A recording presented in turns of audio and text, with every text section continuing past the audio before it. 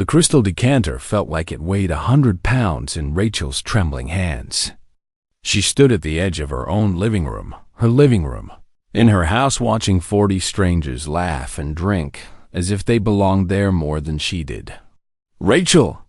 Marcus's voice cut through the chatter like a blade. "These glasses won't refill themselves." She flinched. Several guests turned to look. Rachel forced herself to move forward, the black uniform dress he'd ordered her to wear clinging uncomfortably to her shoulders. It had arrived that morning in a box with a note. "Wear this tonight. Don't embarrass me." She'd known what it meant. He wanted her invisible. He wanted her small. "Finally," Marcus said as she approached his circle of colleagues. He didn't look at her, just held out his empty glass like she was part of the furniture. "Took you long enough." Rachel poured the wine with steady hands, even though everything inside her was screaming. She'd practiced this. She'd learned how to keep her face blank, her movements efficient, her presence forgettable. "Thank you, sweetheart," one of Marcus's friends said kindly, clearly uncomfortable. He'd known Rachel as Marcus's wife at company dinners. Now he was watching her serve drinks like hired help. "Oh, don't thank her," a woman's voice purred from the sofa. "She's just doing what she's told." Rachel's stomach turned. Vanessa. The woman wore a dress that shimmered like liquid gold, her dark hair cascading over bare shoulders. She looked like she owned the room. She looked like she owned Marcus. Rachel had discovered the affair 8 months ago. She'd found receipts, text messages, photos. When she'd confronted Marcus, she'd expected remorse. Maybe even an apology. Instead, he'd laughed. "You think you can do better than me?" he'd said, his eyes cold. "Look at yourself. You're nothing. At least Vanessa makes me feel like a man." The abuse had started small criticism disguised as concern. "Are you really wearing that? Maybe you should try harder." Then came the financial control. He'd taken her credit cards, consolidated their accounts, given her a monthly allowance like she was a child. "I'm protecting us," he'd said. "You're not good with money." Rachel had believed him. She'd let him make her small, let him convince her she needed him to survive. Tonight was his 42nd birthday party. He'd told her she would serve his guests. She'd said no. He'd grabbed her wrist so hard, she'd felt something crack inside, not her bones, but something deeper. "If you embarrass me tonight," he'd whispered, "you'll regret it for the rest of your miserable life." So here she stood, pouring wine, pretending she didn't exist. "Rachel, come here." Marcus beckoned her closer. He stood with his arm around Vanessa now, both of them smiling like they'd already won. Rachel approached slowly. The room quieted. "I want to make a toast," Marcus announced, raising his glass high. "To Vanessa, the most incredible woman I've ever met. The woman who reminds me what it means to be alive." Some guests shifted uncomfortably. Others raised their glasses half-heartedly. "And to my wife," Marcus continued, pulling Vanessa closer, "for finally understanding her place in this house." Laughter rippled through the room, nervous, awkward laughter that still cut like broken glass. Rachel stood frozen, the decanter heavy in her hands. She caught her reflection in the glass door leading to the patio. The woman staring back looked hollow, defeated, lost. But somewhere deep inside that reflection was someone else. Someone Marcus had never seen. Someone he'd worked so hard to bury that he'd forgotten she ever existed. Because Marcus didn't know that his quiet, obedient wife owned a technology company worth $230 million. He didn't know that the biggest contract of his career, the deal he'd been bragging about for months, required her approval. He didn't know that every cruel word, every humiliation, every moment of abuse was about to come back to him in ways he couldn't imagine. Marcus thought tonight was his victory. He had no idea it was the beginning of his end. 4 years ago, Rachel Bennett was unstoppable. She stood in the glass-walled conference room of her company, Vertex Technologies, overlooking downtown.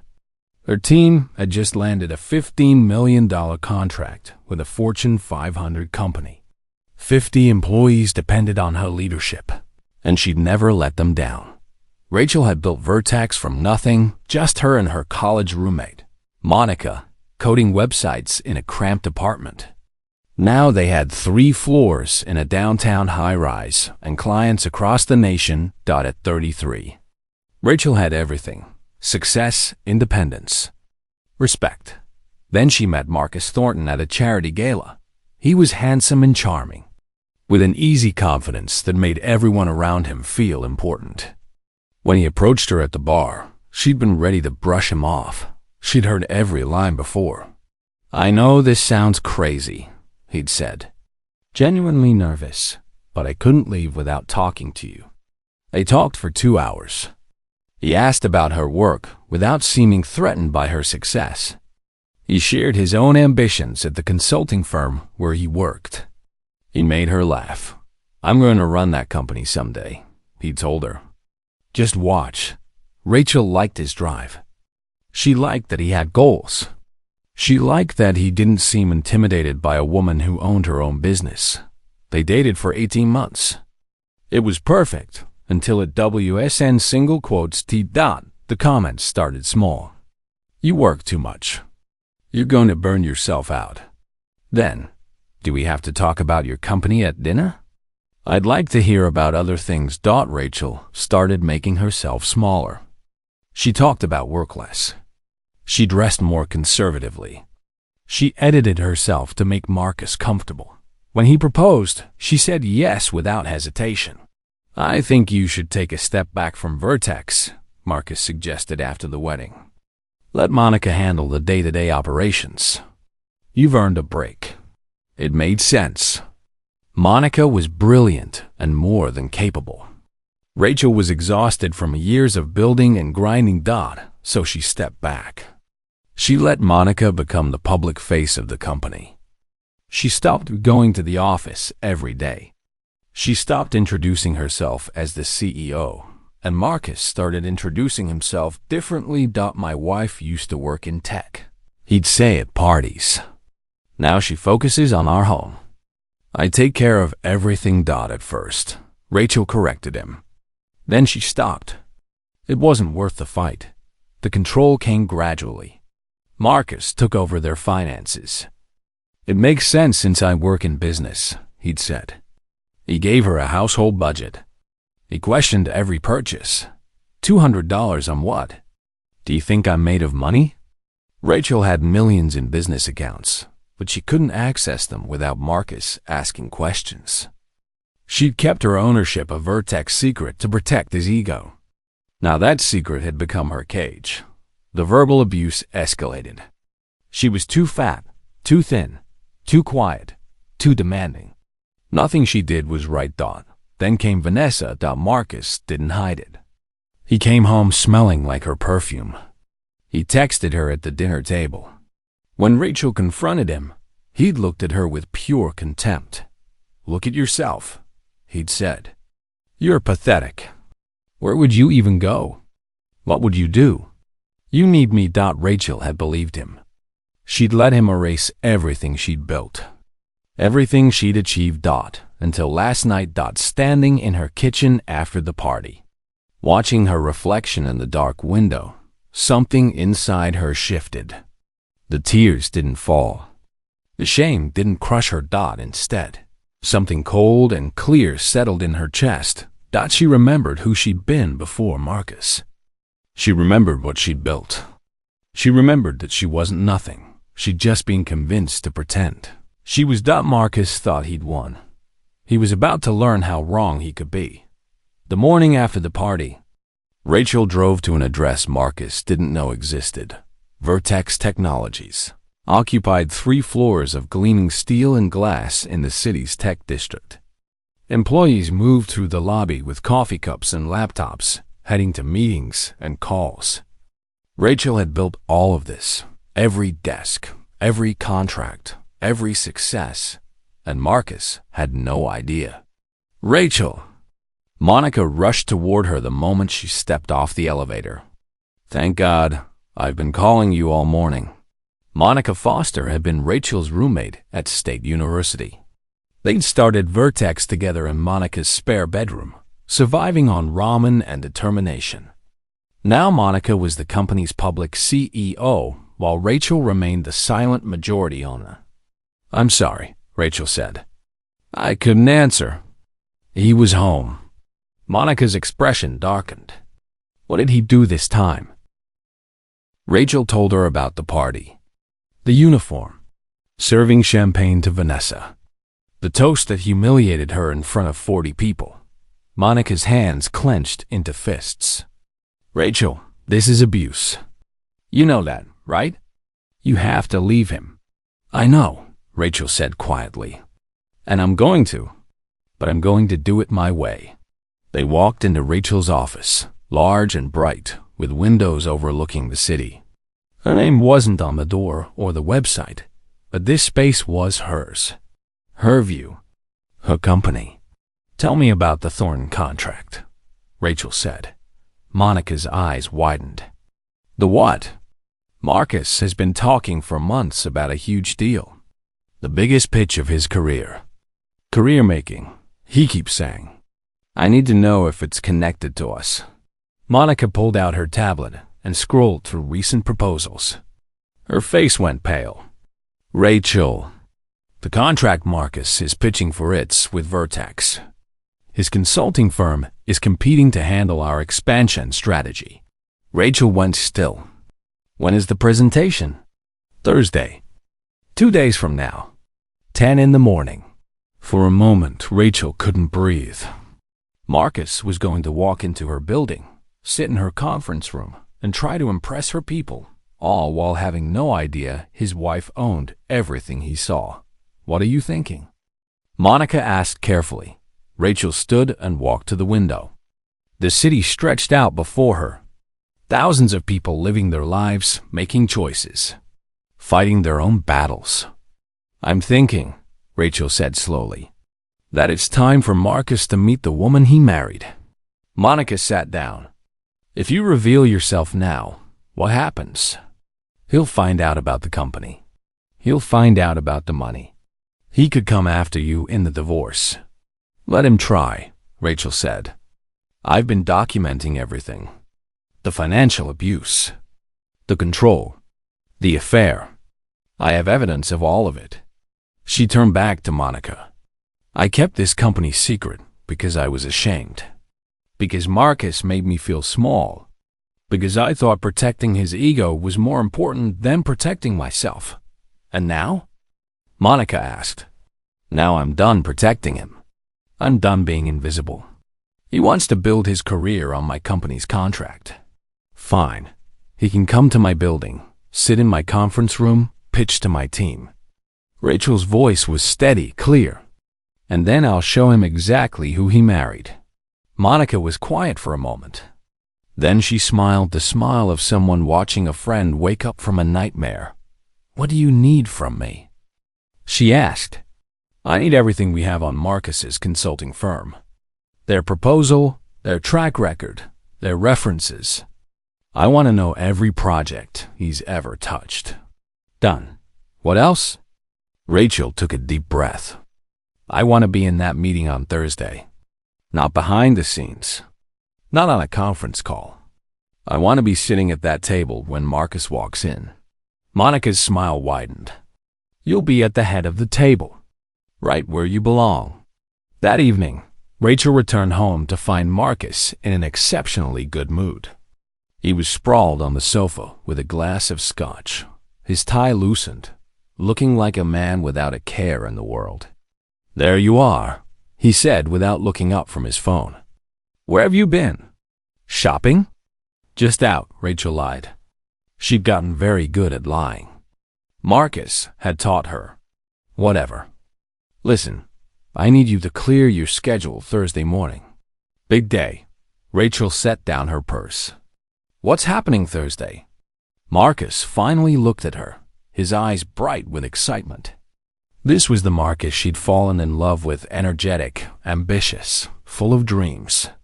She knew now it was all performance. The pitch I've been working on for months. Remember? The tech company I told you about, Vertex Technologies.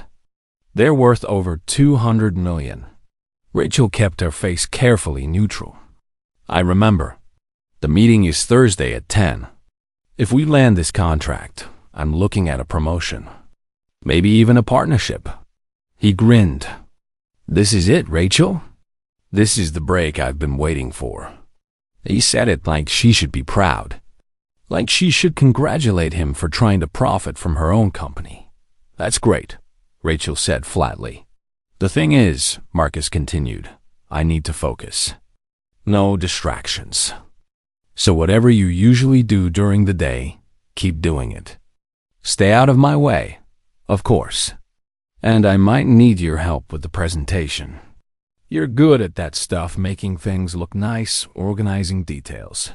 Rachel almost laughed.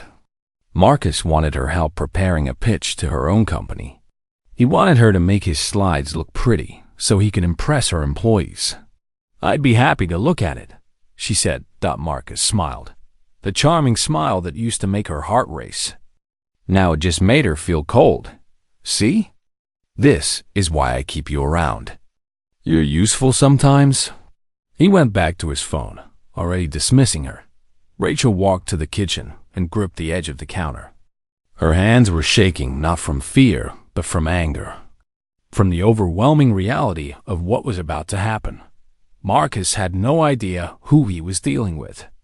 He'd erased Rachel so completely from his version of reality that he couldn't imagine she might be someone important. Someone with power. Someone who could destroy his career with a single decision. She pulled out her phone and texted Monica. Meeting confirmed. Thursday at 10. I'll be there. The response came immediately. I'll make sure everything's ready. He won't know what hit him.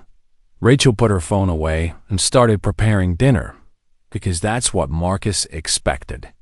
She moved through the kitchen mechanically, playing the role he'd assigned her, but her mind was somewhere else entirely. She was thinking about Thursday, about walking into that conference room, about the look on Marcus's face when he realized his wife was the CEO he needed to impress. She was thinking about justice, not revenge. There was a difference. Revenge was emotional and messy. Justice was something else. Justice was exposing the truth and letting the consequences follow naturally.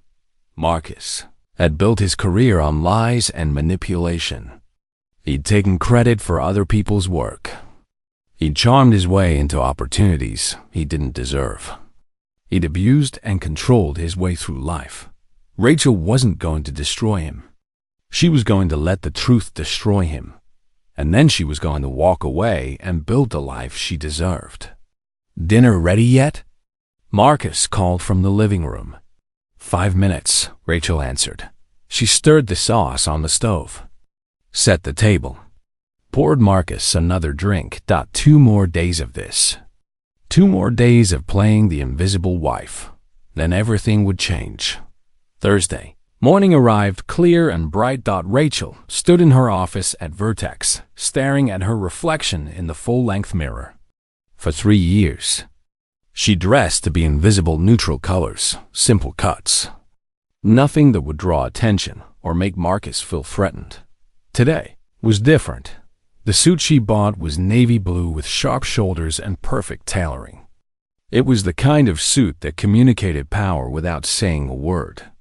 She'd paired it with the diamond earrings she'd bought herself when Vertex hit 100 million in revenue. The woman in the mirror wasn't Marcus's wife. She was Rachel Bennett, founder and CEO of a $200-and-$30 million company. This was who she'd always been. Wow. Monica stood in the doorway staring. He's not going to know what hit him. Rachel turned. Is everything ready? Conference room is set up. The team knows you'll be leading the meeting. And I pulled Marcus's work history like you asked. Monica's expression darkened. Rachel, You need to see this." She handed over a folder. Inside were documents, emails, timestamps, evidence that Marcus had been taking credit for other people's work for years. Entire campaigns were plagiarized. Proposals were stolen. His whole portfolio was built on fraud. "He's been under investigation at his firm for 6 months, Monica explained. "The only thing keeping him employed is the promise that he'll land the Vertex contract." Rachel absorbed this information. Marcus had spent years telling her she was worthless. Meanwhile, he was the one who couldn't create anything original. So without this contract, "He's done," Monica finished. "They'll fire him." Rachel closed the folder. "Good. Let him face the consequences of his own choices." At 9:50, Rachel's team assembled in the conference room. Monica sat to her right. Their CFO and creative director filled the other seats. Everyone knew this wasn't just a business meeting. This was Rachel reclaiming her identity. At 9:58. The receptionist called, "Miss Bennett, your 10 o'clock is here." "Send them in," Rachel said. The door opened. Marcus walked in first, carrying his laptop and wearing his most confident smile. 2 colleagues from his firm followed behind him. Marcus was looking at his notes as he entered. He didn't see Rachel at first. He was too focused on making a good impression. "Good morning," he said smoothly, extending his hand to Monica. "Marcus Thornton from Thornton Consulting Group. Thank you for this opportunity." "Of course," Monica replied. "Please, have a seat. Let me introduce our team." She went around the table, naming each person. Then she paused. "And this," Monica said clearly, "is our founder and CEO, Rachel Bennett." Marcus turned. His face went completely white. For a long moment, he just stared. His mouth opened, but no sound came out. His colleagues glanced between Marcus and Rachel, clearly confused by the sudden tension. "Hello, Marcus," Rachel said calmly. "Rachel." His voice cracked. "You work here." "I own here," she corrected. "I founded this company 11 years ago. I've been the majority owner since the beginning." The room was silent. Marcus's colleagues exchanged uncomfortable glances. Monica kept her expression professionally neutral. Marcus swallowed hard. "I didn't." "You never said." "No," Rachel agreed. "I didn't. Please, have a seat. We're looking forward to your presentation." Marcus had no choice. He sat down, his hands trembling as he opened his laptop. His colleagues tried to help set up, but they were clearly rattled. "Whenever you're ready," Rachel said. Marcus cleared his throat and began his presentation. To his credit, it was polished professional slides, clear talking points, compelling strategies. If Rachel hadn't known the truth, she might have been impressed. But she did know the truth. Marcus talked for 20 minutes, his voice gradually steadying as he fell into familiar patterns. He'd probably told himself it would be fine. She was still just Rachel, still the woman he controlled at home. He was wrong. When he finished, he looked at her with something like hope. "Thank you," Rachel said. That was very thorough." "We have some questions." What followed was systematic and devastating. Rachel's creative director pointed out that Marcus's central concepts were nearly identical to campaigns presented at industry conferences, campaigns created by other firms. The CFO questioned financial projections that didn't add up. Monica asked about implementation timelines that contradicted Marcus's earlier statements. By the end, Marcus was sweating. His confident smile had vanished. His colleagues were staring at their laps. "Thank you for your time," Rachel said finally. "We'll review your proposal and be in touch." Marcus stood shakily. "Rachel, can we talk privately?" "There's nothing to discuss privately. This is a business meeting. Your proposal will be reviewed like any other." "But, thank you for coming," Rachel said. Her voice left no room for argument. Marcus gathered his things. He paused at the door and looked back at her. His face showed shock, anger, and something like fear. "We're not done," he said quietly. "Yes," Rachel replied. "We are." He left. The conference room was quiet. Then Monica let out a breath. That was incredible. Rachel looked around at her team, her people, her company. "Thank you. All of you." She stood and straightened her jacket. "Now let's get back to work. We have a company to run." As she walked back to her office, Rachel felt something she hadn't felt in years. Power over her own life. And this was just the beginning. Marcus didn't come home that night. Rachel wasn't surprised.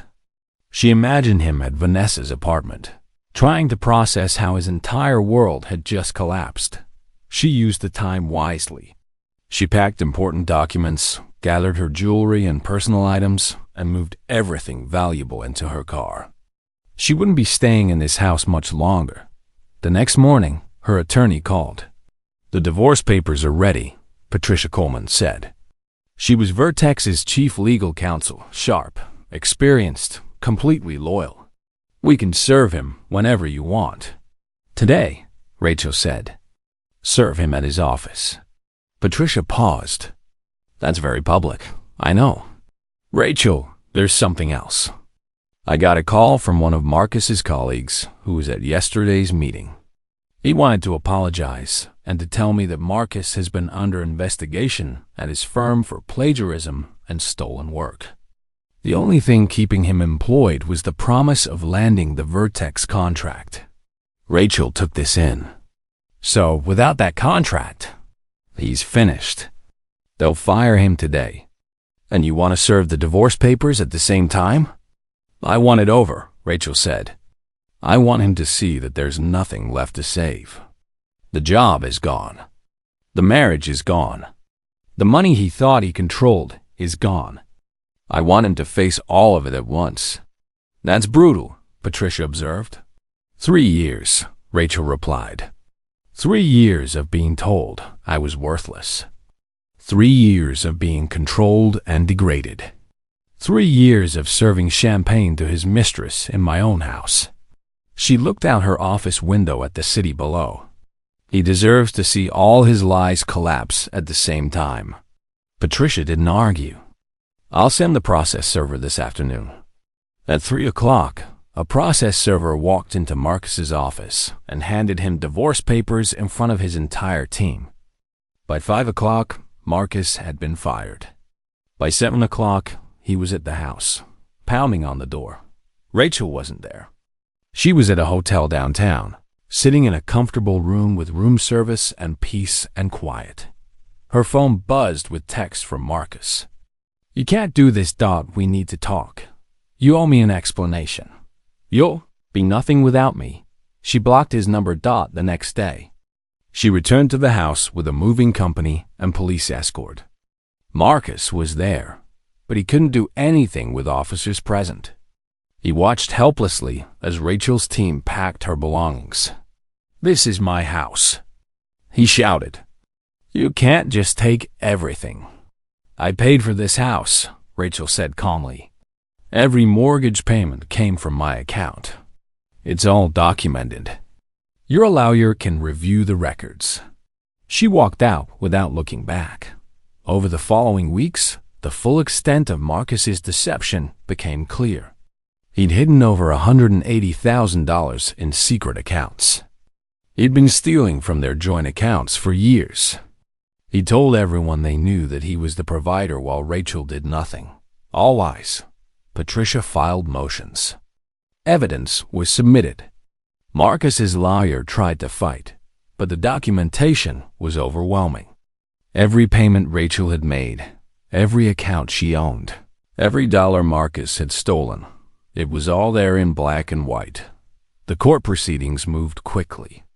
Marcus had no defense. And then there was Vanessa. Rachel learned through mutual acquaintances that Vanessa had left Marcus within a week of his firing. Apparently, she wasn't interested in a man without a job, money, or prospects. She'd already moved on to someone else. Marcus was alone. Rachel felt nothing, not satisfaction, not sympathy. Just nothing.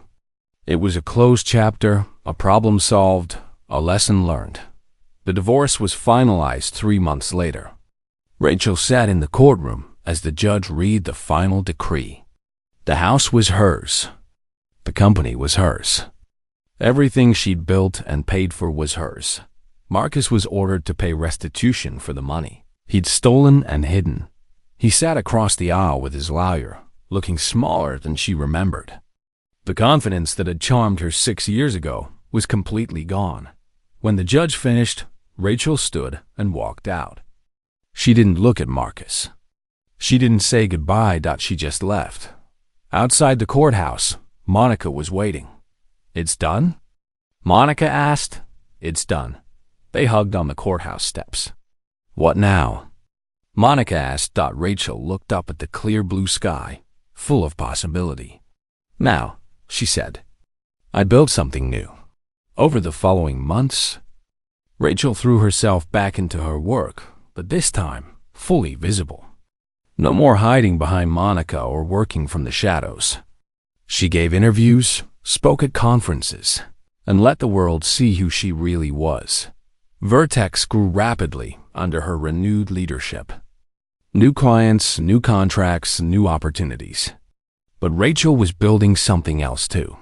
She founded an organization called Rising Again, a nonprofit providing support for women escaping abusive relationships. Legal aid, job training, emergency housing, financial education, all the resources Rachel wished she'd known about when she was trapped with Marcus. Why this? A journalist asked during an interview. Because when you're in an abusive relationship, you can't see your way out, Rachel explained. You think you're alone. You think you need your abuser to survive. I want other women to know that's not true. They have value. They have options. They can build lives on their own terms. The organization grew quickly. Donations poured in. Volunteers signed up. Women reached out for help and got it. Rachel was making a real difference. One evening, about a year after the divorce, Rachel was leaving the office when she saw someone standing by her car. Marcus. He looked terrible, unshaven. Wrinkled clothes, hollow eyes. "Rachel," he said desperately, "please, I just want to talk." She stopped several feet away, close enough to hear him, far enough to stay safe. "What do you want?" she asked. "I need help. I can't find work. No one will hire me. I have nothing." Rachel looked at him. This was the man who had controlled her, degraded her, made her kneel at his mistress's feet. She felt nothing. "You did this to yourself," she said. "You built your career on lies. You treated me like I was worthless. You stole from me. You abused me." "I know," he said.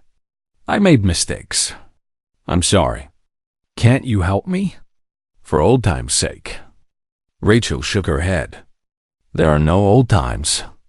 There's just the truth.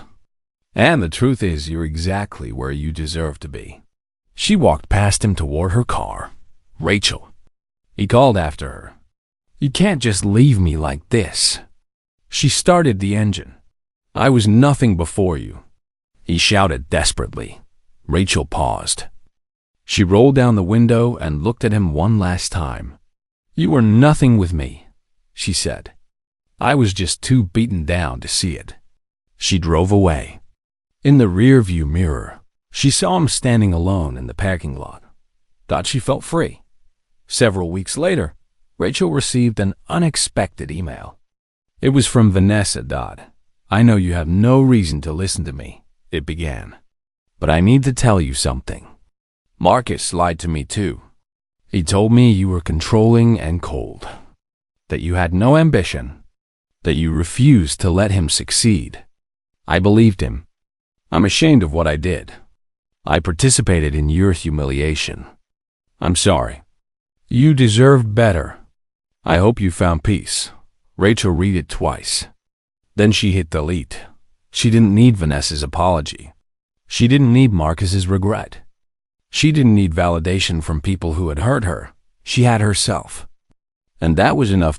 2 years after the divorce, Rachel stood at the window of her expanded office, looking out at the city she'd conquered, not through bitterness or revenge, but through rediscovering her own strength.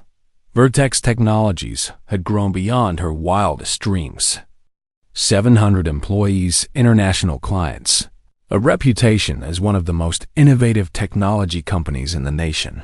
And she'd built it all. Rachel? Her assistant's voice came through the intercom. "Your 3 o'clock is here. Send her in." The door opened, and a young woman walked in nervously. Her name was Amanda. She was 26 years old and had just escaped an abusive marriage through rising again. "Thank you for meeting with me," Amanda said. "Of course. Please, sit." Amanda had completed the organization's job training program and wanted to thank Rachel personally for changing her life. "When I left my husband, I had nothing," Amanda explained. "No money, no skills, no hope. Your foundation gave me everything." Rachel smiled. "We just gave you tools. You did the work." "But you understood," Amanda said. "Everyone else kept asking why I didn't just leave. Like it was that simple." Meg, it was that simple. Your foundation knew it wasn't simple. They talked for an hour. Amanda shared her story. Rachel shared parts of hers. By the end, both women had tears in their eyes. "What's next for you?" Rachel asked. Amanda smiled. "I start a new job next week, marketing coordinator at a startup. Entry level, but it's a start. And I signed a lease on my own apartment. First time I've ever lived alone." "That's wonderful," Rachel said warmly. "I'm terrified and excited at the same time." Amanda laughed. Rachel reached across the desk and squeezed her hand. "That's exactly how you should feel. That's what freedom feels like." After Amanda left, Rachel sat quietly in her office. The late afternoon sun streamed through the windows, casting golden light across everything she'd built. She thought about how far she'd come. 2 years ago, she'd been on her knees, wiping champagne off her own floor while her husband's mistress laughed. Now she ran a company, led a foundation, and had an apartment she loved, friends who supported her, and a life that was entirely her own. She wasn't looking for love. She wasn't waiting to be completed by someone else. She was whole all by herself. And that was more than enough. That evening, Rachel met Monica for dinner. "To us," Monica said, raising her glass.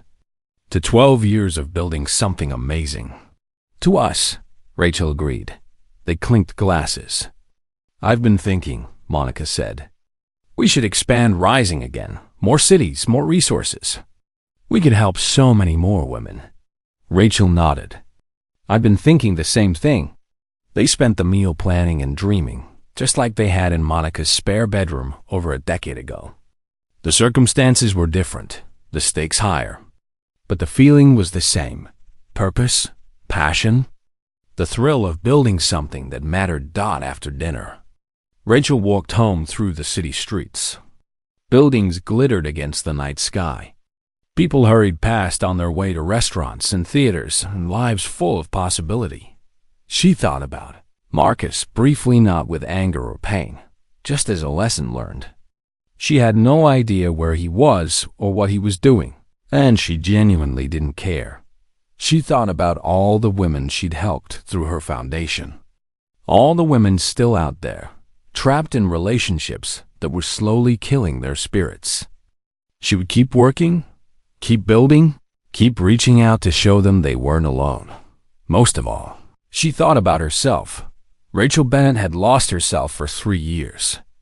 She'd forgotten her strength, her worth, her power. But she'd found her way back, not through someone else's validation, but through her own courage. Through choosing truth over comfortable lies. Through building a life that mattered. She was happy. not the happiness of fairy tales or romance novels.